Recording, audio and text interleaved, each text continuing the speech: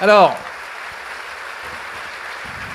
après cette première phase de notre débat, nous allons se tourner pour un certain nombre de questions et puis après, les participants au débat y répondront. Je vais vous demander deux choses. D'abord, de comprendre que la salle étant extrêmement serrée et dense, il n'est pas possible d'aller récupérer toutes les questions. Et la deuxième chose, je demande à toute personne qui intervient de veiller à ce que son propos soit suffisamment concis pour que de nombreuses personnes puissent intervenir. Alors, qui... il y a peut-être... oui, il y a des gens devant. On va commencer par devant et puis on progressera après.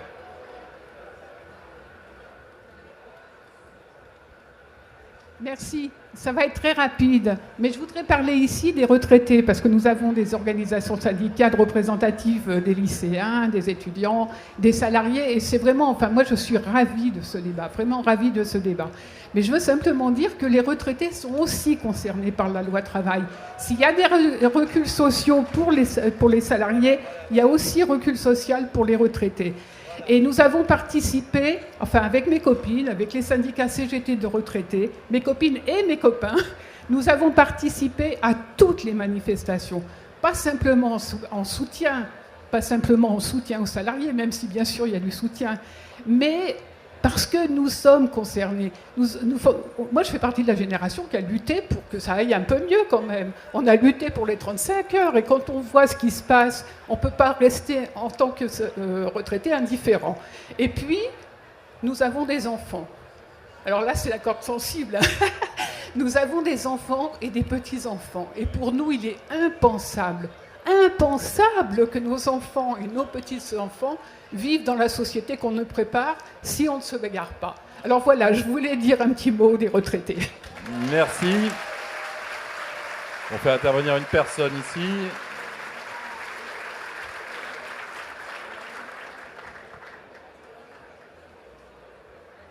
Une personne ici, puis on ira là-bas après. Allez-y.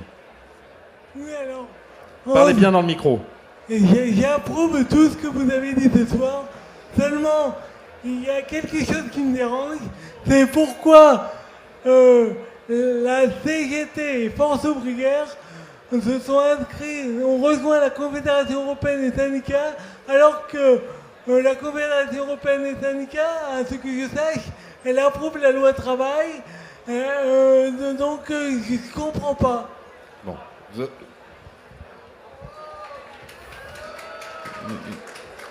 Personne ici?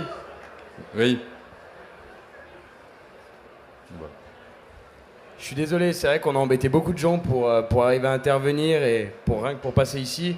En fait, je me présente, je suis Eddy Zenaf, je suis porte-parole de la jeunesse communiste de la Loire et membre aussi de la CGT. Et en fait, moi, à mon sens, il me semble important qu'on fasse une intervention, c'est pour vous parler de quelque chose qui s'est passé il n'y a pas si longtemps que ça à Saint-Étienne. Il s'avère qu'on a réalisé une action, il y a de ça peu de temps, sur la permanence du député PS Jean-Louis Gagnère. On est rentré dans sa permanence et on a mis une banderole sur le balcon marquant un petit peu tout son CV de député socialiste. Donc, et de trahison, évidemment. Donc, c'est-à-dire voilà, la loi Macron, la loi travail, pour l'état d'urgence, etc.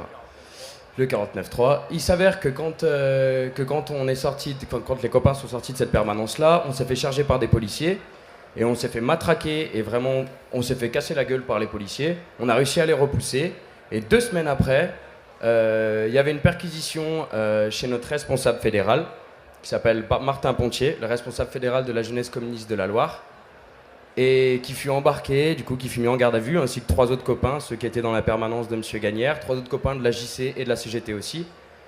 34 heures de garde à vue après, donc après, je crois qu'il y a eu le procès direct immédiatement, donc 3 des copains ont été relaxés, et le dernier copain, Martin Pontier, dernier camarade, celui qui est responsable fédéral de la jeunesse communiste de la Loire, lui il n'a pas été relaxé, son procès il a été mis le 6 septembre. Le 6 septembre on était au procès, et il s'avère que Martin Pontier, notre responsable fédéral, est accusé d'avoir blessé en moins de 35 secondes 7 policiers, de leur avoir fait entre 3 et 6 jours d'ITT. Ah, c'est rigolo, hein, on a Superman chez nous. Et du coup, je suis désolé, je finis vite parce que c'est vrai qu'on n'a pas forcément beaucoup de temps. Et du coup, de fait, il a été reconnu coupable de tout ça. Donc la justice française vient de reconnaître qu'un homme, tout seul, a réussi à blesser 7 policiers. Et il vient d'avoir 8 mois de prison avec sursis et 4 000 € d'amende. Du coup, à travers tout ça, il y a aussi 3 autres copains. Donc le procès a été mis en appel pour les 3 premiers copains qui ont été relaxés. Et juste, moi, ce que je voulais faire, nous et la jeunesse communiste de la Loire, c'était juste on a une caisse de solidarité pour le copain et pour les prochaines convocations qui vont avoir lieu. Donc elle est là. N'hésitez pas à venir nous voir et n'hésitez pas à passer au stand de la Loire. Et moi, à mon sens, je voulais juste finir mon intervention sur une citation de Lénine. Pour le 15 septembre, là où il y a volonté, il y a chemin. Voilà. D'autres personnes?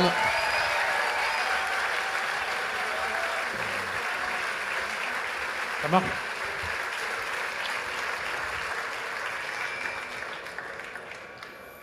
Je crois qu'on peut être que solidaire par rapport à ce qui vient d'être dit, c'est évident, mais je voudrais quand même intervenir. On a connu la RGPP. Il nous a été dit que c'était la révision générale des pouvoirs publics. Moi, je l'ai toujours traduit en réduction générale des personnels du public. Je voudrais intervenir quand même aussi pour dire que dans le cadre de la fonction publique et dans l'éducation nationale, on est toujours dans le blocage des indices. Historiquement, je m'adresse à la secrétaire générale de la FSU, historiquement, on introduit de manière différente suivant les enseignants du second degré des indemnités tout en ayant le blocage d'indices. C'est des situations qui sont anticipatrices d'un point de vue de la déconstruction du Code du travail. Et RGPP, ça signifie réduction généralisée des personnels du public. Et ça, on peut faire l'évidence d'effectifs dans les fusions de la NPE et de la NCDIC. La NPE était assimilée fonction publique. Ils sont des établissements privés. NPE, c'est le pôle emploi, c'est tous des employés du secteur privé. C'est ça la déconstruction du Code du travail. Quand on a regroupé les impôts et le trésor, c'est pareil. Réduction généralisée des personnels du public. Et tout ça s'est passé. Et M. Macron est à l'origine, depuis le 20 janvier dans le monde diplomatique, des 49.3, des 2 49.3 qu'il a introduits. El Khomri, c'est pour perturber l'information. C'était déjà déconstruit au niveau du travail par notre secrétaire, par notre ministre de l'économie, Macron, qui a déjà tout décousu. D'autres personnes ici, puis après une ou deux interventions, et puis on se tournera vers nos invités.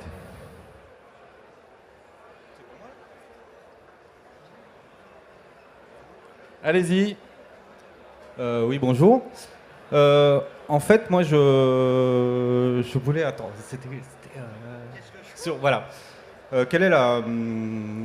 comment vous positionnez-vous les uns les autres par rapport à la stratégie à avoir face à cette loi? Est-ce qu'on parle d'abrogation pure et simple? Est-ce qu'on parle de discussion sur certains points de la loi, comme l'article 2, qui peuvent être dits plus gênants que d'autres? Et ensuite, quelle est la stratégie de lutte, à savoir, est-ce qu'on se permet de parler de grève, de grève générale, pourquoi pas, de convergence des luttes interprofessionnelles avec les lycéens aussi, les étudiants, et comment fait-on pour organiser en fait un mouvement qui ait le poids de faire plier ce gouvernement? Je sais que, toutes les organisations ont des idées un peu différentes à droite à gauche, mais bon, si on se positionne par rapport à cette loi, on peut trouver un dénominateur commun peut-être. Et comment on organise ce dénominateur commun pour pouvoir faire quelque chose qui fasse, à mon sens, abroger la loi. Après, comment vous positionnez-vous les uns les autres? Alors, vous avez chacun vos positions et puis on connaît un petit peu. Ce qui est intéressant, c'est que vous soyez là tous ensemble pour pouvoir éventuellement en débattre en live. D'accord. Et voilà, merci. Une autre personne, et puis après on se... Oui, bonjour. J'ai été membre d'un collectif local là, cette année de lutte contre la loi travail. C'est juste en Bretagne, là, sur Brest exactement. Moi j'ai écouté ce que monsieur Martinez, monsieur Maguito ont dit, donc il semble qu'il y ait une volonté de poursuivre la lutte jusqu'au bout. J'ai juste une petite question. Excusez-moi, approchez un peu le micro, parlez un tout petit peu plus fort parce qu'on n'entend pas très bien. Pardon. Et donc, au niveau local, en fait, on a là une préparation par rapport au 15 septembre. Quelque chose d'assez étonnant qui vient d'arriver, c'est que, en fait, donc on a une intersyndicale qui fonctionne un peu bancalement, je crois. Enfin, il y a une hégémonie de la CGT. La CGT vient d'annoncer, en fait, qu'il n'appelait pas sur Brest, qu'il n'appelait pas à la manifestation du 15, mais uniquement à un rassemblement devant la préfecture. Donc on a une dislocation, on a FO qui a réagi et qui appelle. On est, nous, collectif de lutte, à appeler aussi, mais on n'est jamais informé de ce que déclarent les autres avant, donc c'est toujours compliqué de rentrer dans le circuit. Et on a Solidaire qui a appelé, qui, étant petit, a une stratégie locale qu'on peut respecter, de suivre la position de la CGT. Donc aujourd'hui, pour moi, il y a une différence entre ce que j'entends au niveau national, ce que je vois au niveau local. Comment vous pouvez faire pour arranger tout ça, parce que nous, c'est pas du tout ce qu'on voit au local. Bien. Écoutez, on va se retourner vers les différents responsables. Jean-Claude.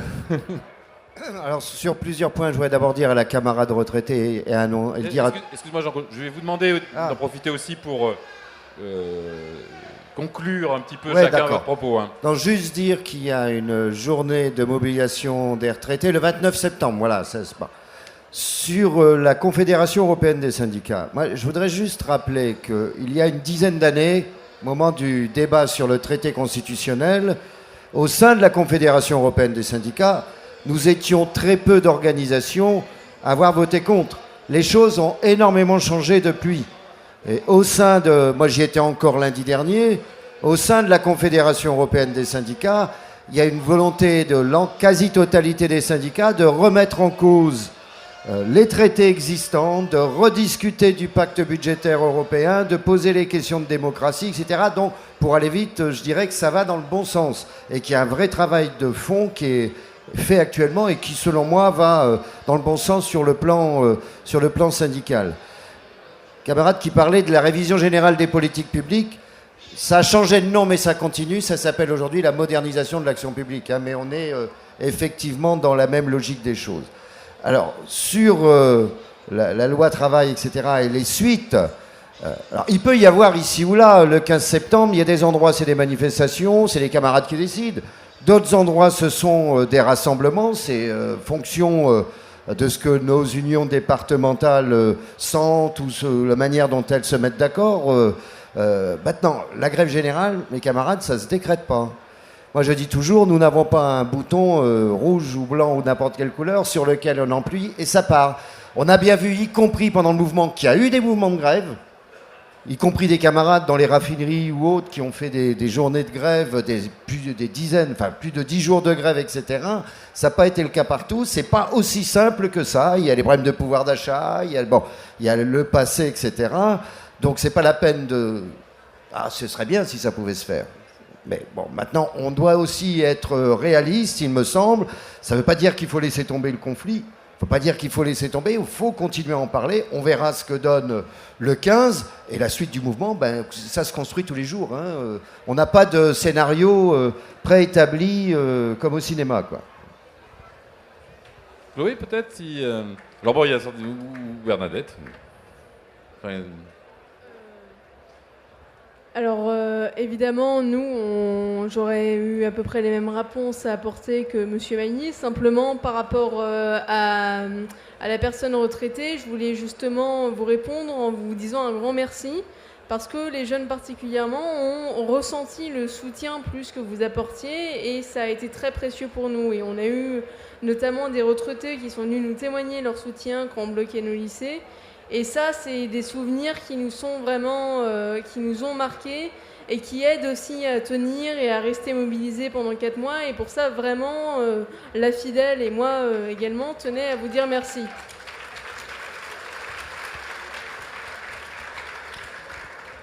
Bon, je rappelle quand même dans la liste des sujets qui sont venus, il y a effectivement cet engagement des retraités, il y a le cas de ce jeune militant de la Loire et le problème des condamnations, des indices publics, l'abrogation, pas l'abrogation, ça je crois que... Voilà. Ah, le micro ne marche pas. Si. Ah, pardon. Je te demandais juste, on conclut en même temps, c'est ce que tu as dit. Oui. Non, mais voilà, d'accord.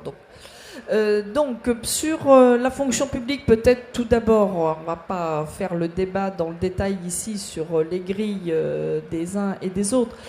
Moi, ce que je voudrais juste dire rapidement, on a eu la RGPP qui était, sous l'ère Sarkozy, la suppression d'un fonctionnaire sur 2. On est aujourd'hui dans une politique de secteur prioritaire qui se fait par redéploiement. Donc on a une bataille à mener sur la nécessité de créer davantage de postes de fonctionnaires. D'ailleurs, à Éducation nationale, même si c'était un secteur prioritaire, je le dis, on aura encore besoin de plus de postes si vraiment on veut démocratiser le système éducatif, accompagner tous les élèves, lutter contre l'échec scolaire. Bref, on n'en a pas fini avec la nécessité de créer des emplois dans les secteurs qui ont été dits prioritaires dans cette période. Puis il y a tous les secteurs qui, du coup, ont perdu des emplois parce que, comme je l'ai dit, ça s'est fait par redéploiement. Donc, on a une bataille à mener sur la question de l'emploi public. On a une bataille à mener sur les salaires.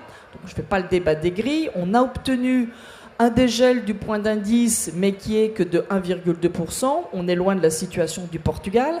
Donc il faut maintenant qu'on se batte pour le plan de rattrapage, parce qu'évidemment, ça ne fait pas le compte avec tout ce qu'on a perdu depuis le gel de 2010. Donc on a ces batailles à poursuivre dans la fonction publique. Mais je dirais que là, comme on est sur un débat différent, moi ce que je voudrais dire, c'est qu'on a des batailles à mener.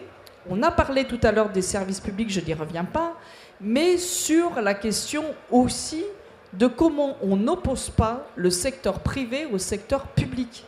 Parce que quand même, les débats, tous ces débats-là, création d'emplois, pouvoir d'achat, on a dit, et j'ai bien compris ce qu'on a dit les uns les autres, ça peut faire partie des revendications et des alternatives qu'on pose ensemble. Mais on a aussi une petite bataille idéologique à mener. Parce qu'il y a une remise en cause des services publics qui se fait sur fond de, vous voyez bien quand même, les fonctionnaires, ils ont la garantie de l'emploi. Donc quand même, vous dans le privé, vous ne l'avez pas. Mais depuis quand la précarité, ça doit être le modèle du 21e siècle? Depuis quand on devra avoir des scrupules à se battre public et privé pour des emplois stables, des emplois de qualité et pour la garantie de l'emploi? Et ça, il ne faut pas qu'on tombe dans ce piège. Il ne faut pas qu'on tombe dans le piège de on vous oppose le privé, le public. Non. La réponse qu'on doit faire, c'est nous, ensemble, salariés du public et du privé, on a des revendications pour améliorer les conditions de travail, pour notre pouvoir d'achat, donc ça veut dire une autre répartition des richesses, donc ça veut dire d'autres droits, etc., etc. Et je crois vraiment qu'il faut qu'on prenne soin, et surtout dans cette période tellement difficile que nous vivons et qui risque de se poursuivre, que l'on prenne soin de rester ensemble, solidaires et d'aller dans le même sens. Donc ça, vraiment, je crois que c'est quelque chose qu'il faut que l'on mène aujourd'hui ensemble.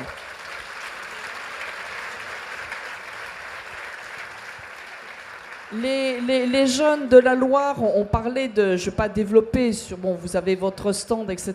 Je crois qu'on a aussi à clarifier, et ça c'est la responsabilité du mouvement syndical, sur tout ce qui a pu se passer et sur toutes les répressions injustifiées qui ont pu avoir lieu. Vous avez évoqué la situation, il y a eu des salariés, des jeunes qui ont été aussi traduits devant les tribunaux de manière injuste. On a connu un certain nombre de choses sur Paris, mais pas que, où on voit bien que là, quand même, il y a aussi des gens qui ne veulent pas que du bien au mouvement syndical, mais après, quand on demande des comptes, on les demande qu'au mouvement syndical, et on a des salariés, des jeunes, qui se trouvent injustement accusés. Bien sûr, là, il faut faire jouer la solidarité. Je crois que nous, on en est convaincus et ça fonctionne plutôt bien, mais évidemment, il faudra aussi qu'on continue de porter ça plus largement pour dire, voilà, il faut arrêter la répression du mouvement syndical. Les syndicalistes, on n'est pas des voyous. Les gens qui étaient dans la rue n'étaient pas des voyous. On a des choses à dire, mais il faut pouvoir les dire. Je rappelle que François Hollande, quand il a ouvert la première conférence sociale en 2012, il a dit « Moi, je veux installer un dialogue social qui soit utile ». On est en droit de se demander aujourd'hui pour qui il est vraiment utile. Et donc nous, on avait écrit dès 2015 au président de la République en lui disant le dialogue social tel que vous le pensez ne fonctionne pas ou fonctionne mal parce qu'il ne marche que dans un sens et vous n'entendez pas, vous ne voulez pas entendre ce que disent les salariés et les organisations syndicales. Et bien voilà, on arrive dans des situations d'impasse et je crois que là, il faut aussi qu'on remette la question de comment fonctionne le dialogue social et de comment on entend le mouvement syndical et que d'entrée de jeu, on ne le criminalise pas de façon à essayer ce que dans l'opinion, on soit hors jeu tout de suite. Là aussi, il y a quelque chose qu'il faut qu'on fasse ensemble. Enfin, je finis sur la question qui a été posée sur abrogation et modalité. Oui, abrogation, je pense qu'on en est tous convaincus. Et là, le 15 septembre, on appelle à la mobilisation sur l'abrogation de la loi. Une loi, on l'a condamnée, on l'a contestée, voilà. Et donc, il faut qu'on demande l'abrogation. Pour ce faire, j'ai parlé des alternatives et vous avez eu les échos des uns et des autres parce qu'on pense que c'est un élément qui peut donner de l'espoir et qui peut entraîner aussi de parler autrement de la loi travail. Après, sur les modalités, je partage ce que disait Jean-Claude, ça ne se décrète pas de l'intersyndicale qui, en réunion, on passe du temps, c'est très sympathique et tout ça, on a passé de bons moments, mais voilà, il ne suffit pas qu'on sorte de la réunion puis qu'on vous dise le 15, et oh, tout le monde en grève et tout le monde à 14h à la République ou à tel endroit sur la place de machin dans telle ville, pour que vous, dans vos entreprises et vos services, vous disiez oh, et oh, c'est à 14h, bon voilà. Bon, ça ne marche pas comme ça, on le sait tous. Non, mais je sais que ce n'était pas la question. Mais justement, ce que je veux dire, c'est que les modalités d'action doivent être un débat. On a aujourd'hui un problème de rapport quand même au syndicalisme. On peut se le dire ici. Il y a un manque de confiance peut-être, on le voit dans les sondages. Il y a quand même les organisations, qu'elles soient politiques ou syndicales, aujourd'hui sont un peu regardées malheureusement un peu de loin parce que beaucoup n'y croient plus, parce que ça fait longtemps qu'on ne gagne pas assez de choses, etc., etc. Donc je veux juste te dire que du coup, les modalités, ça doit marcher dans les deux sens.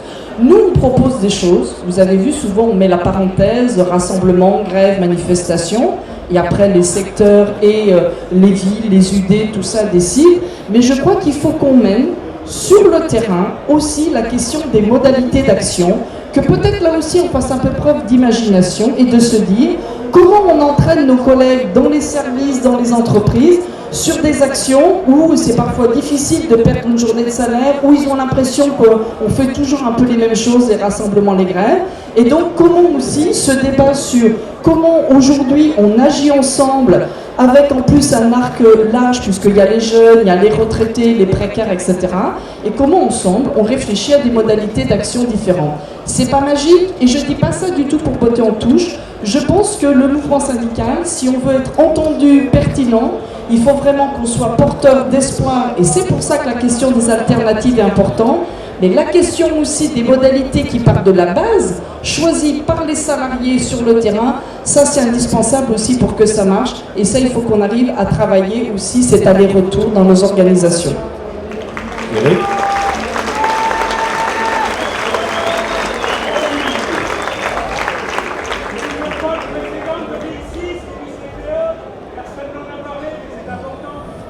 Oui, on pourrait parler de beaucoup de précédents.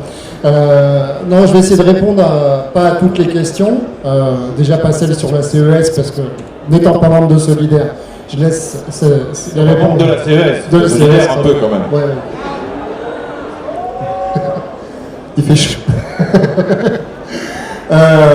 Non, il y a une question extrêmement importante et qui concerne toutes les organisations syndicales ici et plus largement tous ceux et toutes celles qui se sont mobilisés pendant la première partie de l'année contre la loi travail, c'est la question de la répression. Cette question de la répression, elle est arrivée pendant la loi travail, mais elle n'est pas nouvelle. On a vu ce qui s'est passé les mois précédents, notamment, je prends deux, trois exemples, mais deux, trois exemples un peu symboliques. Ce qui s'est passé avec les camarades de Goodyear, avec leur condamnation à de la prison ferme. Ce qui s'est passé avec les salariés d'Air France. Il y aura une nouvelle mobilisation, M. Montphilippe en parlera fin septembre, de soutien aux salariés d'Air France. Et puis aussi, c'est pas une syndicaliste, c'est une inspectrice du travail, mais aussi avec des syndicalistes, notamment des syndicalistes de FO à Tefal. C'est l'affaire Tefal, les poursuites d'une inspectrice de travail qui n'a fait que son travail. Son travail, c'est de faire respecter la législation, de faire respecter le code du travail. Elle n'a fait que ça. Elle n'a fait que se plaindre de pressions qui ont été faites à son égard par la direction de Tefal envers sa direction, avec des éléments précis. Tout ça, le procureur ne l'a pas poursuivi. Ce qui a été poursuivi, c'est uniquement l'inspectrice du travail et les militants syndicaux qui lui avaient donné les éléments pour pouvoir montrer ce qui se passait entre la direction de Tefal et la directe de la Savoie.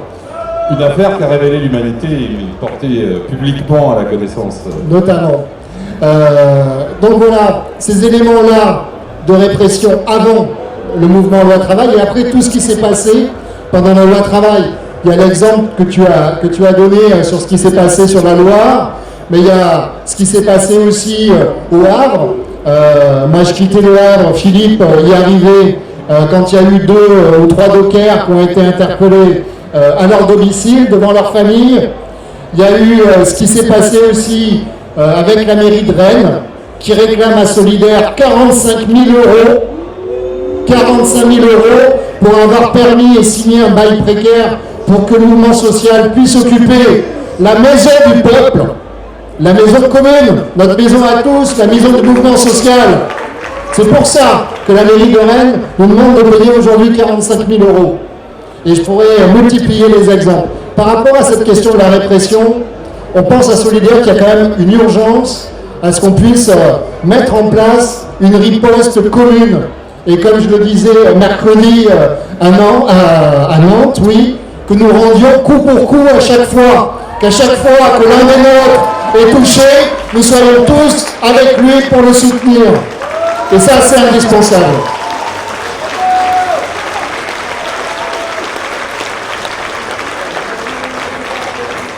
Le deuxième point important, c'est revenu dans 2 ou 3 interventions, c'est la stratégie commune, comment on fait pour continuer, comment on fait pour construire.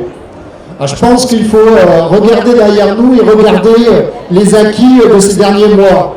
Qui aurait dit au mois de janvier qu'on aurait une mobilisation aussi forte sur un truc aussi ésotérique que l'inversion de la hiérarchie des normes? Qui l'aurait dit? Peu de monde. Et pourtant, ce mouvement a existé.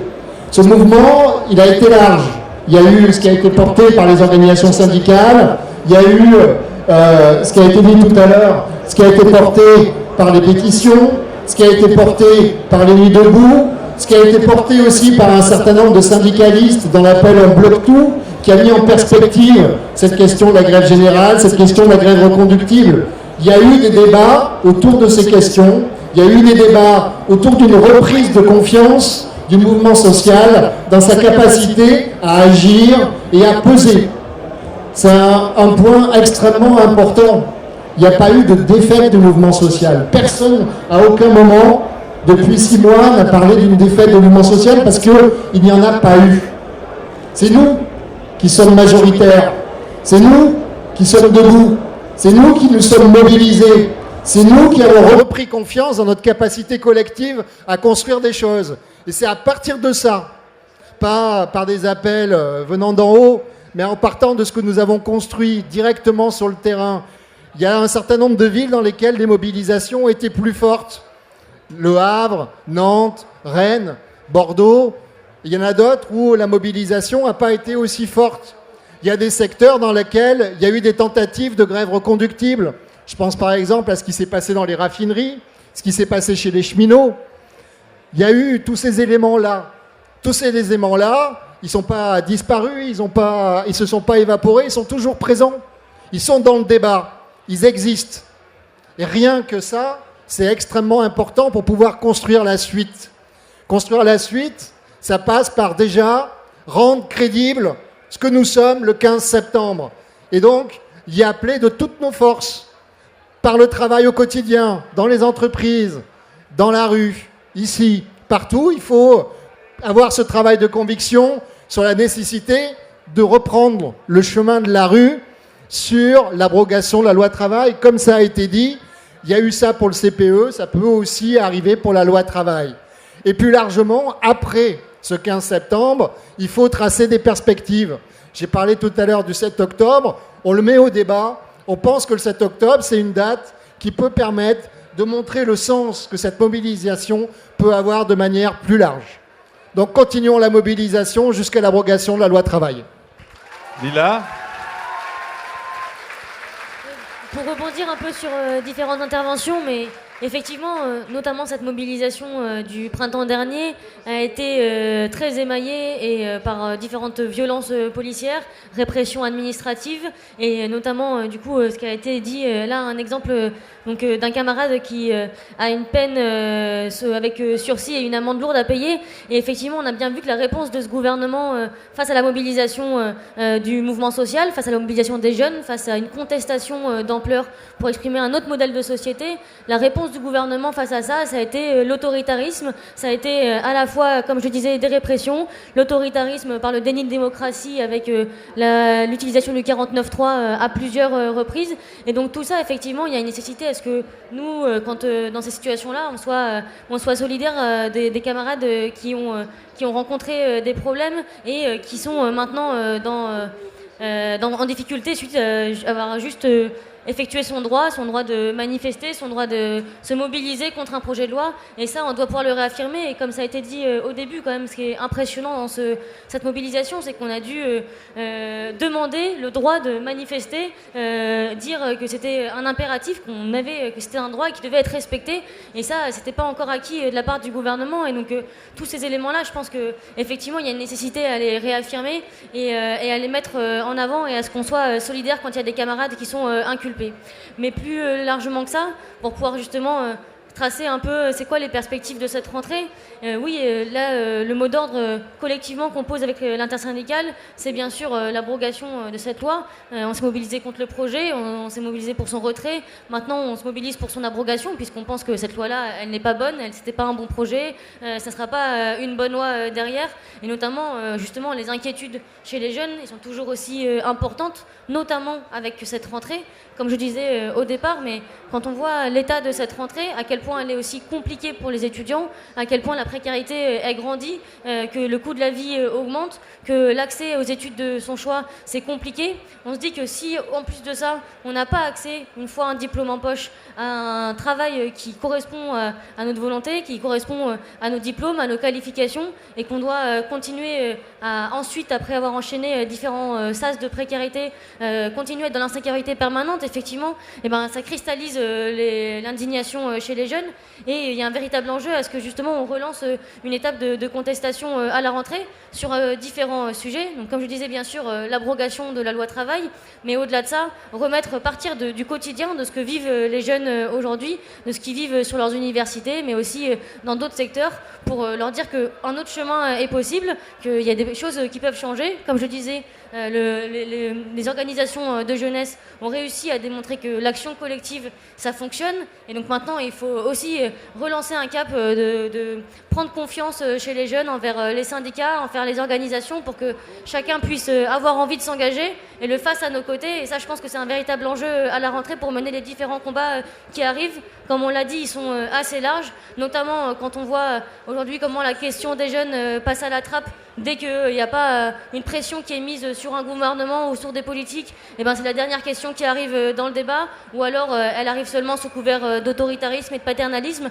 Et donc effectivement, il y a une nécessité qu'à cette rentrée, les jeunes, ils disent haut et fort c'est quoi leurs aspirations, c'est quoi leurs revendications, pour pouvoir avoir le droit à la fois à un avenir meilleur, mais aussi trouver des réponses concrètes à l'urgence sociale, puisque les mois qui doivent venir, au-delà des débats présidentiels, il nous reste du temps, ils doivent être utiles aux jeunes. On doit pouvoir encore, dans ces mois-là, arracher des droits pour pouvoir améliorer notre quotidien. Et donc tout ça, je pense que c'est un enjeu de la rentrée, à la fois avec une première étape qui est le 15 septembre, mais ensuite aussi avec toute forme de mobilisation. Encore une fois, je pense qu'il ne faut jamais rien mettre en opposition, mais tous les faire converger pour que l'ensemble des acteurs, des jeunes, des salariés, ils puissent se faire entendre et puissent gagner des droits dans les mois à venir. Clara ? Bon, je vais parler un peu des mêmes points que Lila. Déjà sur les violences, ça a été un mouvement qui a été extrêmement violent, et notamment envers les jeunes, des violences physiques avec des affrontements avec les CRS, des gaz lacrymaux qu'on s'est pris à chaque manifestation, des manifestations qu'on n'a même pas pu... où on n'a même pas pu arriver jusqu'à la fin parce qu'on a été coupé lors des mobilisations, toutes ces violences physiques, mais aussi des violences morales lorsque on a dit que les jeunes étaient manipulés et que soi-disant ils n'étaient pas légitimes à descendre dans la rue pour manifester contre la loi travail. C'est toutes ces répressions-là qui ont eu lieu, mais je tiens quand même à souligner que le mouvement a continué et au contraire,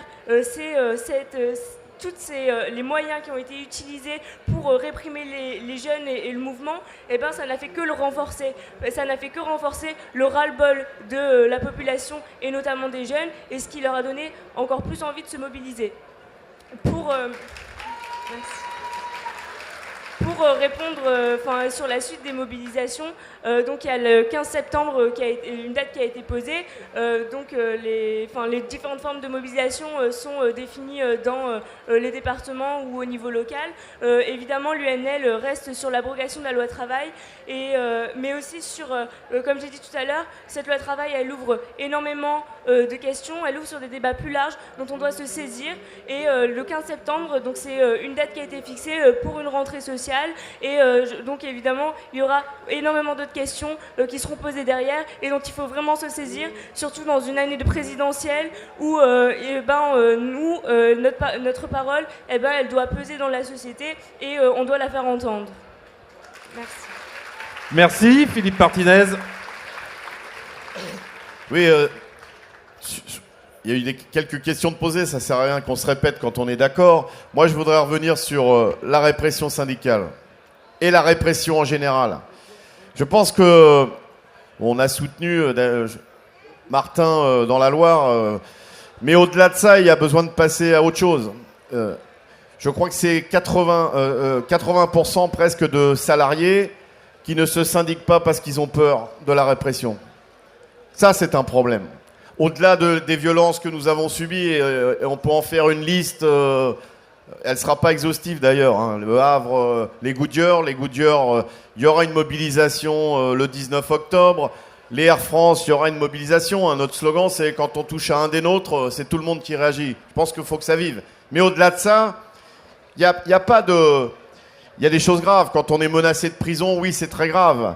Mais je l'ai dit tout à l'heure, quand on est licencié parce qu'on veut prendre un mandat de délégué, c'est grave aussi. C'est grave aussi. Et il me semble que si on veut que le syndicalisme et l'engagement, plus généralement, soient respectés, il y a besoin qu'on ne laisse rien passer. Quelles que soient les attaques, on ne laisse rien passer. Il y a des salariés qui sont sanctionnés parce qu'ils signent une pétition. Alors après, on peut toujours parler de grève générale. Mais quand on est sanctionné parce qu'on signe une pétition, il y a besoin, et là aussi je pense que, et c'est pour ça que la CGT, premièrement, demande une loi d'amnistie pour l'ensemble des militants syndicaux, tous les militants syndicaux, quel que soit leur syndicat, parce que le syndicalisme, c'est pas le grand banditisme, comme on essaie de nous le faire croire. Vous savez, une chemise arrachée, on en a beaucoup parlé, les 2000 familles d'Air France qui sont frappées parce qu'il y a des licenciements, les familles brisées, déchirées, les suicides. Ça, comment on appelle ça? Si une chemise arrachée, c'est de la violence, il va falloir qu'on trouve d'autres mots plus forts dans le dictionnaire, non? Et donc, il me semble qu'il faut remettre les choses à l'endroit. Et pour faire une transition, un mouvement syndical, un mouvement social qui se rassemble, qui rassemble très largement, oui, ça c'est une belle image du syndicalisme. C'est une belle image de l'engagement. Et donc, voilà, c'est cette image-là qu'il faut qu'on montre sans rien lâcher sur ce que je viens de dire. Et donc, oui, convergence de lutte, on en parle depuis longtemps. Le mot d'ordre, c'est l'abrogation. On demandait le retrait du projet de loi. Maintenant que c'est une loi, le terme exact, c'est l'abrogation. Mais ça, il faut qu'on aille plus loin. la réflexion, et on a eu beaucoup de débats dans la CGT, je pense que ailleurs aussi, entre nous, et puis dans les... la question c'est, autour de la convergence de lutte, je le dis à mes camarades, dans la CGT, pour qu'il y ait convergence, il faut qu'il y ait lutte. Et donc il faut travailler là-dessus. Il faut qu'il y ait un investissement des salariés, il faut qu'ils puissent s'engager sous des formes qu'ils considèrent les meilleures. Et là, on va faire des convergences de lutte. Et oui, si on appelle ça la grève générale, je veux bien. Mais enfin, s'il y a plusieurs millions de salariés qui agissent, en tout cas, on est sûr que ça aura du poids. Mais en même temps, j'insiste là-dessus, l'abrogation, on est plus ambitieux que ça. Nous, on veut des alternatives sociales pour ce pays, pour ce continent et pour cette planète. On veut des alternatives sociales. Donc, voyez, on peut parler de la loi Macron, il en a fait quelques-unes. Enfin, on parle déjà assez de Macron dans les médias, non? Si on parlait de ce qu'on veut, de l'augmentation des salaires et des pensions, de la réduction du temps de travail, d'un service public de qualité bien réparti sur l'ensemble du territoire, des territoires, enfin des choses, on en a à dire. Et puis alors nous, les syndicalistes, entre guillemets, on en a, mais alors les salariés, vous faites tous des expériences, quand on leur demande qu'est-ce qu'il faut changer dans leur boulot pour qu'ils s'y sentent bien, on s'assoit, on les écoute et on y passe du temps. Donc donnons la parole aux salariés, impliquons-les dans ce mouvement social. Ils n'attendent pas des mots d'ordre tout faits. Oui, il y a besoin de donner les lieux de rendez-vous des manifestations, sinon on va défiler tous un peu partout. Mais ce qu'ils attendent, c'est de pouvoir s'exprimer. Et donc c'est un enjeu, parce que dans les entreprises, qu'elles soient publiques ou privées, et je ne parle même pas des privés de l'emploi, parce que personne ne leur demande leur avis, ce dont souffrent les salariés, c'est de ne pas pouvoir dire ce qu'ils veulent, c'est de ne pas pouvoir peser sur les choix de l'entreprise. Eh bien, il faut changer ça. Il faut leur dire, arrêtons de subir, proposer, changer. Et je pense que le regard sur le syndicalisme changera. C'est pas même si, je le redis, on montre, je pense, aujourd'hui, un visage du syndicalisme qui peut intéresser beaucoup de gens. Mais le syndicalisme, c'est pas des gens au-dessus de la mêlée ou qui se réunissent dans des petits endroits secrets. Le syndicalisme, c'est des hommes et des femmes ancrés dans la réalité. Ce syndicalisme feutré, de bureaux feutrés, je pense que Gattaz, Valls et Hollande sont d'accord pour ça. C'est-à-dire, on décide entre gens de bonne compagnie de ce qui est bon ou pas bon pour les autres. Nous, ce qu'on souhaite, c'est que les salariés, ils interviennent. C'est un autre type de syndicalisme et je pense qu'on a besoin de, ensemble, là aussi, travailler sur ces questions. Et j'en profite parce que Patrick Appel-Muller me dit c'est l'heure. Pour que ce syndicalisme-là y vive, il faut des syndiqués. Parce que vous imaginez ce qu'on est capable de faire, on l'a vu ce qu'on est capable, et ce qu'on va faire dans ce mouvement social. D'ailleurs, certains syndicats européens, Jean-Claude, nous disent mais comment vous faites avec si peu de syndiqués pour faire autant de bruit, autant de mobilisation? Eh bien, répondons-leur, on va encore faire mieux parce qu'il faut plus de syndiqués. Alors, je ne sais pas si vous avez amené des cartes. Voilà. Mais en tout cas, il y a un stand CGT. Et là, je sais qu'il y a des cartes CGT. Et je vous invite, pour tous ceux qui ne sont pas encore adhérents, à y aller. Merci.